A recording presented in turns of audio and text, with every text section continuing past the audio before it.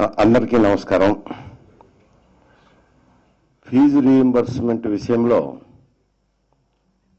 ప్రభుత్వం విధానానికి నిరసనగా 14, 15 తేదీల్లో హైదరాబాద్లో చేపట్టాలనుకున్న దీక్ష అధిక వర్షాల కాలంగా వాయిదా వేయటమైంది.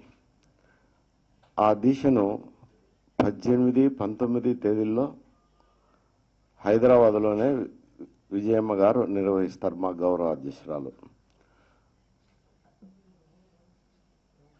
ప్రభుత్వ విధానానికి వ్యతిరేకంగాను విద్యార్థులు దీక్షలో పాల్గొని దీక్షకు మద్దతు తెలపాలని విద్యార్థులందరినీ వైఎస్ఆర్సీపీ కోరుకుంటుంది. ఈ పథకం ఆర్థికంగా పేదవారు కావచ్చు, కానీ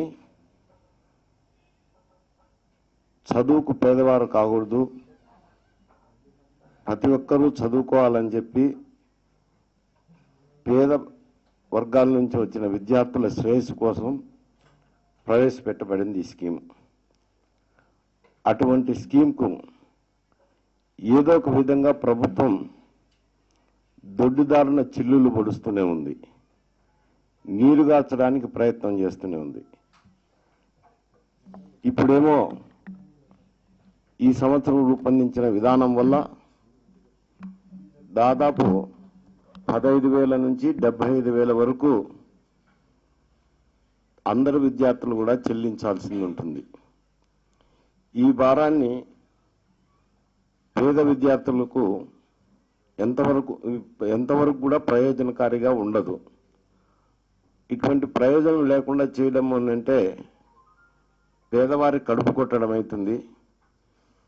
హ్యూమన్ రిసోర్సెస్ అనేది మన దేశానికి ఇచ్చిన పెద్ద పెట్టుబడి, పెద్ద ఇన్వెస్ట్మెంట్.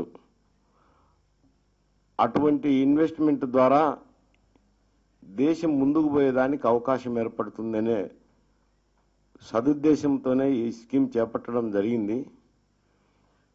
రెవెన్యూ ఆదాయము ప్రభుత్వ వనరులు పెరిగిన తర్వాత కూడా ఏదో ఒక విధంగా భారం తగ్గించుకోవాలని చెప్పి ప్రభుత్వం ఇటువంటి నీరుగార్చే విధానం చాలా తప్పుడు విధానం, దుర్మార్గమైన విధానం. దీన్ని వ్యతిరేకిస్తూనే గతంలో కూడా విజయమ్మ గారైతేనేం, జగన్మోహన్ రెడ్డి గారు దీక్షలు చేయటం జరిగింది, నిరసన దీక్షలు. ఇప్పుడు కూడా ఈ పథకాన్ని నీరు గార్చకూడదనే సదుద్దేశంతోనే ఈ దీక్షను చేపట్టడం జరిగింది. ఇకపోతే స్థానిక సంస్థల ఎన్నికల్లో ప్రభుత్వం అధికార దుర్వినియోగానికి పాల్పడడానికి సంసిద్ధం అవుతుంది. ఇటీవల 11వ తేదీన సుప్రీంకోర్టు వెలువరించిన తీర్పును దృష్టిలో పెట్టుకొని దాన్ని వక్రీకరించి మిస్యూజ్ చేసే దానికోసం పోలీసు యంత్రాంగం అధికారంలో ఉన్న పెద్దలకు అనుగుణ్యంగా నామినేషన్లు వేసిన సర్పంచ్ అభ్యర్థులను, ఇతర పార్టీలకు చెందిన అభ్యర్థులను, మరీ ముఖ్యంగా వైఎస్ఆర్సీపీకి చెందిన అభ్యర్థులను బెదిరించి రాజీలు చేసుకుంటారా లేదా అని చెప్పి ఒత్తిళ్లు తెస్తున్న విషయం పార్టీ దృష్టికి వచ్చింది. ఇది ఏమాత్రము సమంజసం కాదు. ఇప్పటికే నామినేషన్లు వేశారు. ఈ దినం స్క్రూటినీ కూడా అయిపోయింది. అయిపోయిన తర్వాత ఈ వ్యాలిడ్ నామినేషన్లు, ఆ వ్యాలిడ్ నామినేషన్ల తర్వాత పోలీసు యంత్రాంగం ఇటువంటి చర్యలు తీసుకున్నా అది చట్టపరిధిలోకి రాదు, సుప్రీంకోర్టు జడ్జిమెంట్ తీర్పులోకి రాదు. కాబట్టి ఇటువంటి అవకతవకలు పాల్పడే అధికారులను శిక్షించాలని చెప్పి ఎన్నికల కమిషన్ గారికి ఎక్కడైనా ఇటువంటి సంఘటనలు జరిగితే తప్పకుండా ఫిర్యాదు చేస్తాం. ఇది అధికార దుర్వినియోగం కిందికి వస్తుంది. సుప్రీంకోర్టు తీర్పును మిస్యూజ్ చేసిన వారు అవుతారు. ఎందుకంటున్నామనంటే మన ఇచ్చిన సుప్రీంకోర్టు తీర్పు సెక్షన్ 62 సబ్సెక్షన్ 5 ప్రకారం ఓటు హక్కు కలిగి ఉండాలనంటే కొన్ని నిబంధనలకు లోబడి ఉండాలా. ఎవరైనా అరెస్ట్ అయ్యి జ్యుడిషియల్ కస్టడీలోనో పోలీస్ కస్టడీలో ఉన్న వ్యక్తులకు ఓటు హక్కు ఉండదు. ఓటు హక్కు ఉన్నప్పుడు వారికి సెక్షన్ 4, 5 ప్రకారం వారు ఎవరైనా అభ్యర్థి పోటీ చేయాలంటే ఏ ఎన్నికలో అయినా కానీ వారికి ఓటు హక్కు కలిగి ఉండాలని సెక్షన్ 4 and 5 చెప్తుంది. కాబట్టి ఇది లేనప్పుడు అది ఉండదు కదా. 65 ప్రకారం ఓటు హక్కు లేనప్పుడు నామినేషన్ వేసేదానికి వీలు లేదని చెప్పారు. అంటే వారు నామినేషన్ వేసే రోజుకు స్క్రూటినీ నామినేషన్స్ వ్యాలిడ్ అయ్యేంత వరకు వారు ఓటు హక్కు కలిగినప్పుడు తప్పకుండా ఎన్నికల్లో ప్రక్రియలో పాల్గొనేదానికి అర్హులవుతారు. అటువంటి సుప్రీంకోర్టు తీర్పును తప్పుదోవ పట్టించడం చాలా దుర్మార్గమైన విషయం. అందుకే రాజకీయాల్లో క్రిమినలైజేషన్ ఆఫ్ పాలిటిక్స్ తగ్గిపోవాలనేది అన్ని రాజకీయ పార్టీలు అందరం హర్షిస్తున్నాం, ఆహ్వానిస్తాం కూడా. కానీ సుప్రీంకోర్టు తీర్పు వల్ల ఈ తీర్పును మిస్యూజ్ చేసే అవకాశం కూడా ఉందనేదే రాజకీయ పార్టీల్లో అయితేనేమి, ప్రజా సంఘాల్లో అయితేనేమి, ఇతరత్ర కూడా చాలా విమర్శలు ఉన్నాయి ఈ తీర్పు మీద. ఎందుకంటే ఒక పోలీస్ అధికారి చేతిలో ఈ తీర్పు దుర్వినియోగం అయ్యే అవకాశం ఉంది. ఎన్నికల సమయంలోనూ నామినేషన్ల పర్వంలోనూ పోలీస్ అధికారి ఈ తీర్పును అడ్డం పెట్టుకొని నిజాయితీ పరులైన వారి మీద కూడా కేసు బనాయించే అవకాశాలు ఉన్నాయి.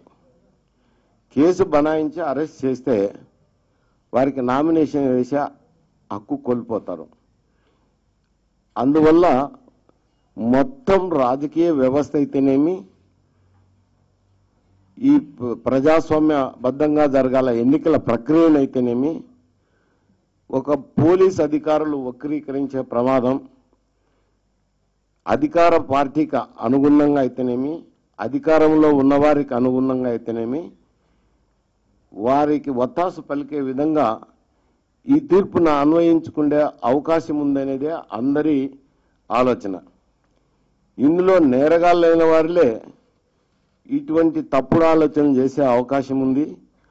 అవకాశంతో నేరగాళ్ళు తప్పించుకొని నిర్దోషులైన వాళ్ళను, నిజాయితీ పరులైన వాళ్ళను అటువంటి వారి మీద తప్పుడు కేసులు బనాయించి వారు నామినేషన్ వేయకుండా అడ్డుకునేదానికి ఒక పోలీస్ అధికారిని ఉపయోగించుకుంటే సరిపోతుంది. ఈ తీర్పు ప్రకారం ఇది పునరాలోచన చేయాలనేదే అందరూ విమర్శించేస్తుండేది. దీని మీద డిబేట్ జరగాల, చర్చ జరగాల. చర్చ జరిగి పకడ్బందీగా చట్టాన్ని రూపొందించాలి. కానీ ఈ తీర్పులో ఉన్న లొసుగులను సుప్రీంకోర్టు అయినా సరిదిద్దుకోవాల్సిన అవసరం ఉంది. వారే రివ్యూ చేసి ఈ తీర్పును ఆలోచించి సక్రమైన తీర్పు వెలువరించాల్సిన అవసరం ఉంది. అలాగే చట్టాన్ని సవరించాల్సిన అవసరం కూడా ఉందనేది మా దృక్పథం. ఎందుకంటే ఇటు మిస్యూజ్ కాకూడదు. మంచివారిని కూడా జైల్లో పెట్టేదానికి ఒక పోలీస్ అధికారికి స్వేచ్ఛనీయడం అనేది చాలా తప్పు. ఎక్కడైనా కానీ కోర్టులో విచారణ అనేది జరిగేటప్పుడు ఎవరినైనా అరెస్ట్ చేయొచ్చు, ఇన్వెస్టిగేషన్కు అడ్డు రాకుండా ఉండాలని చెప్పి ఎఫ్ఐఆర్ బుక్ చేసిన తర్వాత అరెస్ట్ చేయవచ్చు. అంత మాత్రాన ఏ తప్పిదము లేకుండా ఉన్న వ్యక్తిని ఈ ఎన్నికల ప్రక్రియలో పాల్గొనకుండా నిరోధించడం అనేది 62(5) సబ్సెక్షన్ 5 ప్రకారం అడ్డు పెట్టుకొని ఇటువంటి తీర్పు వెలువడం చాలా దురదృష్టకరం.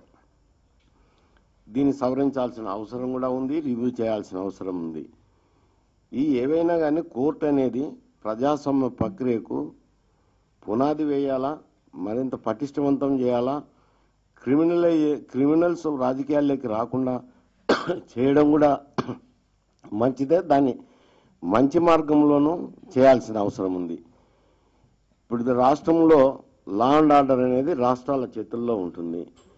ఆ రాష్ట్రంలో ఉన్న అధికార పార్టీ ఇతర ప్రతిపక్ష పార్టీలను అడ్డుకునేందుకు, వారి అడ్డు తొలగించుకునేందుకు ఈ తీర్పును అడ్డు పెట్టుకొని అడ్డదారులు దొక్కే అవకాశం ఉంది. కాబట్టి దీన్ని సవరించాలనేదే, సమీక్ష చేయాలనేదే మేము కోరుకుంటున్నది.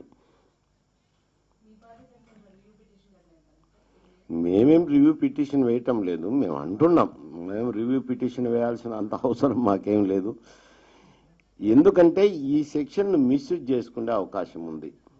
ఈ తీర్పును, నాట్ సెక్షన్, ఈ తీర్పును మిస్యూజ్ చేసే అవకాశం ఉంది. ఇప్పుడు కాదు, ఎన్నికల ప్రక్రియ ముందు ఏదైనా ఒక వ్యక్తి తను అధికారంలో ఉన్న పార్టీలో ఉన్న వ్యక్తి అయితేనేమి, అధికారంలో ఉన్న వ్యక్తి అయితేనేమి, తనకు పోటీదారుడుగా గుర్తించిన వ్యక్తిని ఏదో ఒక తప్పుడు కేసులో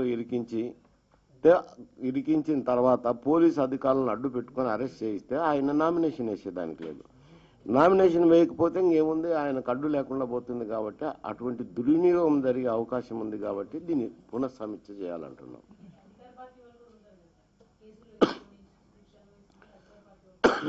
అదే అధికార పార్టీ వాళ్ళు ఉంటే ఉండొచ్చు, అధికార పార్టీ వాళ్ళు అంతకుముందు జరిగిన సంఘటనలో ఉండేవచ్చు. మేమంటున్నది ఎన్నికల ప్రక్రియ ముందు ఇటువంటి కార్యక్రమాలు చేయడం జరుగుతుంది అని, మిస్యూజ్ చేయబోతుందని.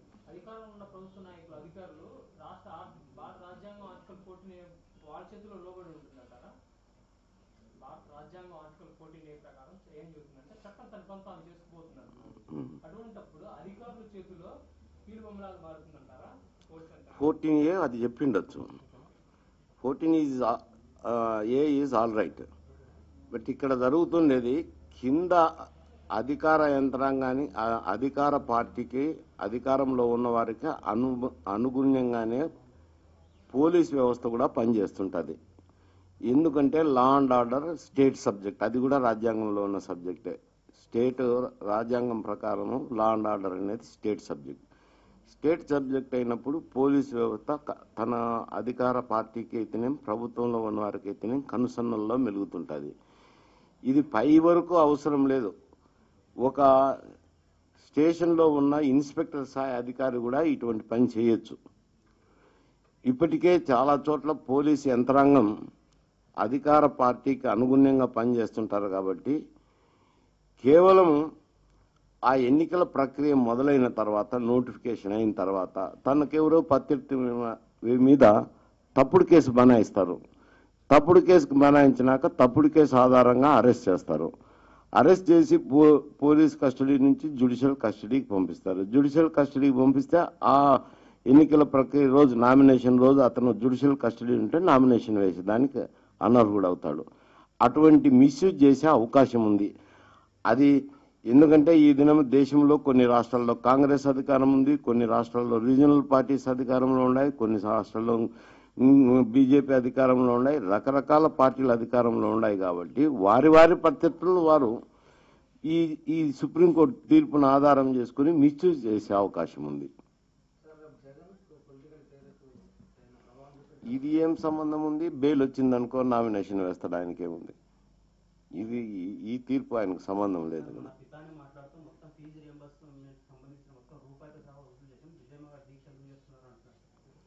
ఎట్లా ఫీజు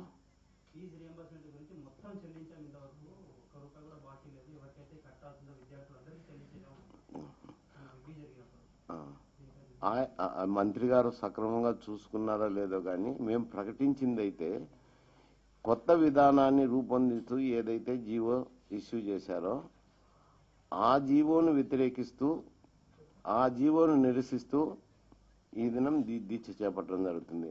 అంటే కొత్త జీవో ప్రకారం ఏమిటానంటే 35,000 మాత్రమే చెల్లిస్తామన్నారు. ప్రతి విద్యార్థికి 35,000 ఫీజు రీయింబర్స్మెంట్ చెల్లిస్తామన్నారు. ఆ 35,000 చెల్లించవచ్చు. కానీ దగ్గర కాలేజీల సంఖ్య కూడా పెరిగింది. 35 నుంచి 1,00,000 రూపాయలు, 35,000 నుంచి 1,00,000 రూపాయల వరకు ఫీజు పెంచుతూ అనుమతిస్తూ చాలా కాలేజీలకు అనుమతి ఇచ్చారు. అనుమతి ఇచ్చినప్పుడు 35,000 ప్రభుత్వం చెల్లిస్తుంది. ఒక్కొక్క కాలేజీలో ఎక్కువ ఉన్నదనుకోండి ఫీజు 45,000 ఉన్నదనుకో మిగతా 10,000 చెల్లించాలా. 75,000 ఉన్నదనుకోండి మిగతా 40,000 చెల్లించాలా. కాలేజీలు వివిధ రకాల ఫీజులను అనుమతిస్తూ ప్రభుత్వం ఇంకొక జీవో కూడా ఇష్యూ చేసినారు. కాబట్టి ఏ ఫీజు అయితే ఎక్కువ ఉందో ఆ ఫీజును ప్రభుత్వం చెల్లించదు. ప్రభుత్వం చెల్లించేది 35,000 మాత్రమే చెల్లిస్తుంది. మిగతాది ప్రభుత్వం చెల్లించదు. కాబట్టి అది విద్యార్థే భరించాల్సి ఉంటుంది. దానికి వ్యతిరేకంగా ఈ దీక్ష చేస్తున్నది.